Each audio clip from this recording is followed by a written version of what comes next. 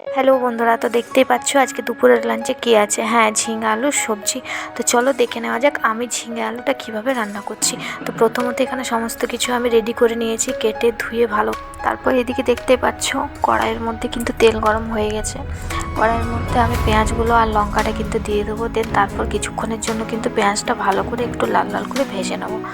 তারপর পেঁয়াজটা লাল লাল করে ভাজা হয়ে যাওয়ার পর কিন্তু এখানে আমি আলুটা কিন্তু অ্যাড করে দেবো। আলুটা বেশিক্ষণ না, হালকা একটুখানি পেঁয়াজের সাথে আলুটা আমি ভেজে নেব। আর তারপর হচ্ছে কিন্তু আমি ঝিঙেটাও তার সাথে কিন্তু ভেজে নেব।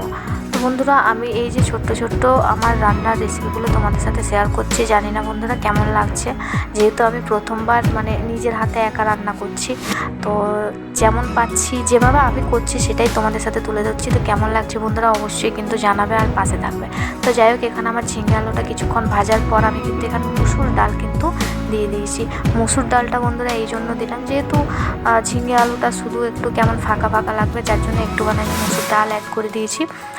এখানে ছোলার ডাল হলে আরও বেস্ট হতো, বাট ছোলার ডাল যেহেতু আমার কাছে ছিল না, যার জন্য আমি মুসুর ডালটাই অ্যাড করছি। তারপর প্রত্যেক দিন আমরা যে মশলাগুলো অ্যাড করি সেগুলো কিন্তু এখানে দিয়ে দেওয়ার পর এখানে আমি কিছুক্ষণ ভালোভাবে মশলাটা কিন্তু কষিয়ে নিয়েছি। এবার কিন্তু এখানে আমি পরিমাণ মতো কিন্তু জল দিয়ে দেবো, আর তার সাথে কিন্তু লবণটাও আমি অ্যাড করে দিয়েছি। যাই হোক, সেটা কিন্তু তোমাদের কাছে দেখানো হয়নি।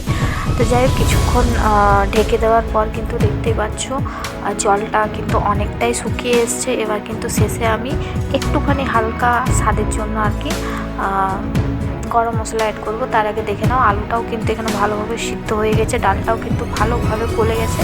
তো চলো গরম মশলাটা দিয়ে দেওয়া যাক। এই যে দেখতে পাচ্ছ গরম মশলা দেওয়ার পর ব্যাস, এবার কিন্তু আমি নামিয়ে নেব। তো মুসুর ডাল দিয়ে ঝিঙে আলুর রেসিপিটা তোমাদের কেমন লাগলো বন্ধুরা অবশ্যই জানাবে, আর কে কে এরকমভাবে খেয়েছো সেটাও কিন্তু কমেন্টে অবশ্যই জানাবে। তো চলো টাটা, দেখা হচ্ছে আবারও একটা নতুন ভিডিওর সাথে।